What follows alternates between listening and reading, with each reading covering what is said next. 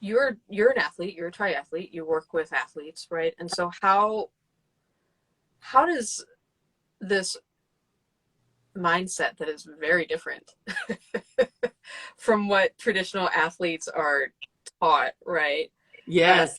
and I was an athlete, right? Like I played sports in college and did the whole thing, and so there's a very mixed fixed mindset around food and what it means, Oh, yes. and Oh, so yes. how do you bring this knowledge around intuitive eating, health at every size, to reframe those conversations with athletes?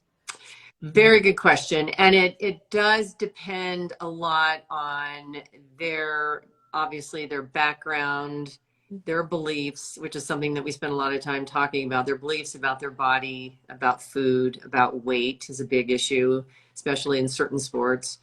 I mostly work with triathletes and runners, Mm-hmm. but I have worked with collegiate sports a little bit in the past.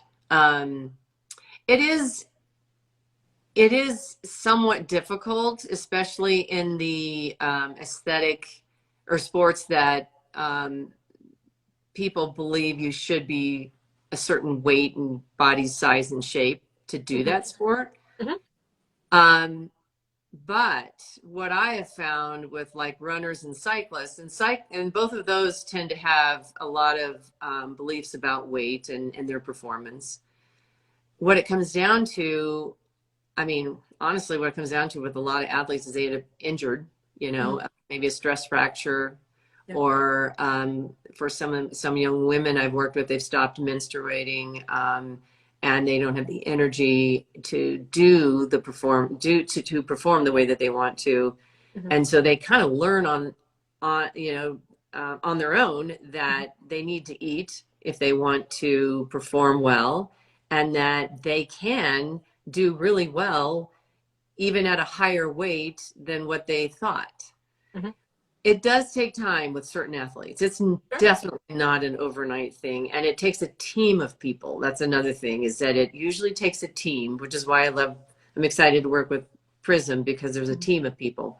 Mm-hmm. um, a dietitian can't do all of that, but in the triathlon and running world, especially the triathlons, it's amazing the range of sizes and shapes I see now at races.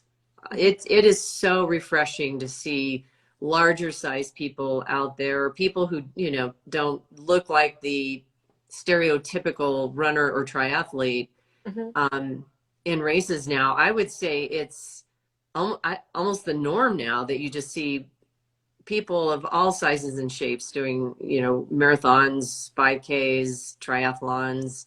So I think the word is getting out there, and I think there's a lot of people who are pushing back on that, belief that you have to be, have six pack abs to do well in any of these kinds of sports. Sure. So it's out there. I just help people learn to eat, to how nutrition can help fuel their body, help them feel good if they want to do a race. I want them to finish with a smile on their face. I want them to finish thinking that felt good, that was fun, Mm-hmm. rather than finishing and feeling miserable because they didn't eat enough. Mm-hmm. So there's a lot more that goes into it, but I think for a lot of the triathletes that I work with, they're starting to see that there's large size people out there. And I just mentioned large size because that's kind of the opposite of what most people think of a triathlete. Yeah. Yeah.